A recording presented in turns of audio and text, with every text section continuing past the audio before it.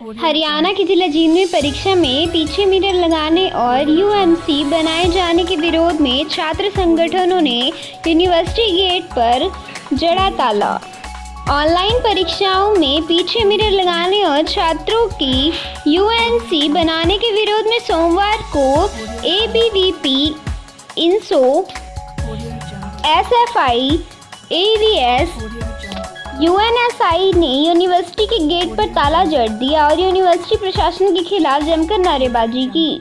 Gate पर तालाबंदी से प्रैक्टिकल लेने के लिए आए प्रोफेसर भी बाहर ही रह गए। काफी देर के बाद छात्र संगठनों ने गेट खोला। हरियाणा के जिला कैथल में खेती बचाओ देश बचाओ संघर्ष समिति कैथल द्वारा जींद रोड कैथल पर दिया जा रहा धरना 228वें दिन भी जारी रहा। अध्यक्षता किसान नेत्री भतेरी देवी तित्रम ने की। किसान सभा के जिला प्रधान महेंद्र सिंह ने कहा कि हमारा आंदोलन तब तक जारी रहेगा जब तक तीनों कानून वापस नहीं लिए जाते, वे एमएसपी की गारंटी नहीं दी जाती। उन्होंने बताया कि कल करनाल में बस्ताड़ा लाठीचार्ज के दोषी अधिकारियों के खिलाफ कार्रवाई न होने के विरोध में होने वाली पंचायत में कैथल जिले के सैकड़ों किसान भाग लेंगे। हरियाणा के पानीपत जिले में मां की हत्या करने वाला बेटा 2 दिन बाद भी पुलिस की पकड़ से दूर है। जमीन के लिए मां की हत्या के बाद आरोपी ने भाई व उसके परिवार और बड़े भाई के दोनों बच्चों को जान से मारने की धमकी दी है, जिस कारण आरोपी के भाई का परिवार दहशत में है। केस दर्ज कराने के बाद सेक्टर 13 व 17 थाना पुलिस आरोपी की तलाश कर रही है। पानीपत के गांव बबेल निवासी कृष्णा ने बताया कि वह 5 भाई बहन थे। वह भाइयों में दूसरे नंबर का है और प्रिंटिंग का काम करता है। पिता के बाद सबसे बड़े भाई खेल सिंह का 2 साल पहले सड़क हादसे में निधन हो चुका है। छोटा भाई कविंदर ट्रक चालक है। उनके हिस्से में 3 एकड़ जमीन आती है, जिसका ठेका मां रुकमन देवी लेती थी। बड़े भाई के निधन के बाद उनकी पत्नी सीमा मनमुटाव के कारण अलग रहती है। बड़े भाई खेल सिंह की 10 साल की बेटी सिमरन और 7 साल का बेटा लक्ष्य अपनी दादी रुकमन देवी के पास ही रहते थे। हरियाणा के जिला रोहतक में देश के सर्वश्रेष्ठ प्रबंधन संस्थानों में आईआईएम रोहतक शामिल।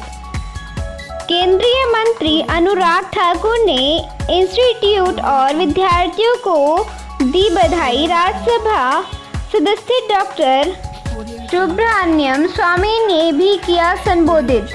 आईआईएम रोहतक देश के सर्वश्रेष्ठ प्रबंधन संस्थानों में शामिल हुआ है। इस उपलब्धि पर खेल मंत्री अनुराग ठाकुर ने बधाई दी है।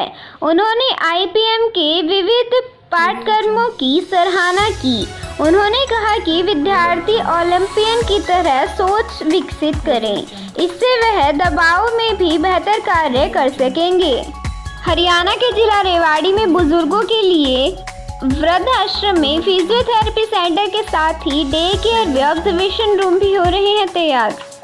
सामाजिक न्याय व अधिकारिता विभाग के प्रधान सचिव विनीत गर्ग ने सोमवार को मॉडल टाउन में निर्माणाधीन ओल्ड एज होम का निरीक्षण किया तथा निर्माण कार्य को शीघ्र पूरा करने के निर्देश दिए।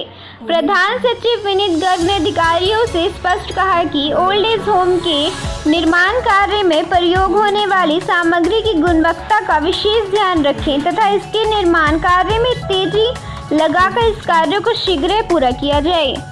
हरियाणा के जिला फरीदाबाद में विकास की धीमी रफ्तार पर नाराज केंद्रीय राज्य मंत्री बोले, जो भी प्राइवेट एजेंसी विकास कार्य में बाधा बन रही है उसे ब्लैक लिस्ट कर टर्मिनेट करें।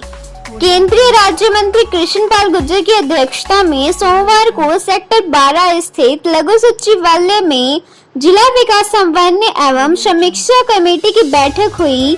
इसमें जिला प्रशासन, एमसीएफ व एफएमडीए के अधिकारी मौजूद थे। इस दौरान विकास कार्यों की धीमी रफ्तार पर नाराजगी जताते हुए केंद्रीय राज्य मंत्री ने कहा, जो भी प्राइवेट एजेंसी विकास कार्य में बाधा बन रही है उसे ब्लैक लिस्ट कर टर्मिनेट करें, साथ ही किसी अन्य योग्य व उपयुक्त विकास एजेंसी को कार्य सौंपें। हरियाणा के जिला फतेहाबाद में पुलिस हिरासत में युवक के सुसाइड करने पर एक्शन। फतेहाबाद के डीएसपी समेत 3 पुलिस वालों पर केस दर्ज। पुलिस कस्टडी में दुष्कर्म का आरोपी कूद गया था कोर्ट की बिल्डिंग से। न्याय की जांच के बाद कार्रवाई। फतेहाबाद कोर्ट परिसर में दुष्कर्म के आरोपी द्वारा पुलिस हिरासत में बिल्डिंग से कूदकर जान देने के मामले में डीएसपी समेत 3 पुलिस कर्मियों पर केस दर्ज हो गया है। मामले में न्याय की जांच की रिपोर्ट के बाद सिटी थाना पुलिस ने DSP Daljit Beniwal bus stand चौकी इंचार्ज सर्वजीत सिंह व हेड कांस्टेबल संदीप के खिलाफ केस दर्ज किया है। हरियाणा के जिला गुड़गांव में जिले में अब डेंगू व मलेरिया डेंगू के 7 केस हुए। बुखार में पीड़ितों की संख्या 5000 से अधिक।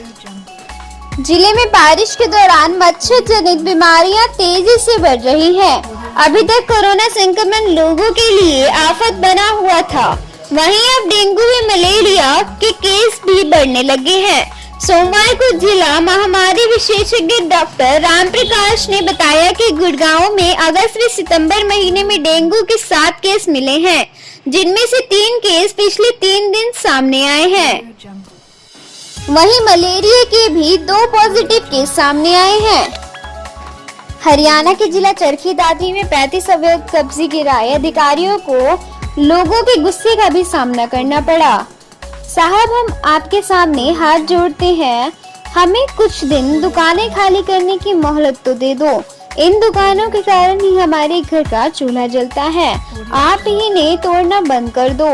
यह कहना था कि महेंद्रगढ़ रोड से सड़क किनारे पर अवैध कब्जे कर बनाई मीट शॉप संचालकों का सोमवार को नगर परिषद ने यह अवैध कब्जे हटाकर अपनी जमीन खाली करवाने का अभियान चलाया हुआ था। लोगों ने अधिकारियों से काफी मन्नतें की, मगर कर्मचारियों ने एक न सुनी और अवैध कब्जों को गिराते चले गए। हरियाणा के जिला कुरुक्षेत्र में आरटीओ का शिष्टमंडल धान सीजन में आ रही समस्याओं को लेकर विधायक काला से मिले। अभी धान का सीजन शुरू भी नहीं हुआ, लेकिन किसानों और आरटीओ को समस्याएं सामने आने लगी हैं। इन्हीं समस्याओं को लेकर आरटीओ का एक शिष्टमंडल मंडी प्रधान स्वंजीत सिंह कालड़ा और प्रधान धनपत राज्य अग्रवाल के नेतृत्व में विधायक रामकरण काला को मिला। उन्होंने बताया कि मंडी में धान की आवक शुरू हो चुकी है और किसान अपनी धान को सुखाकर मंडी में ही रखना चाहता है।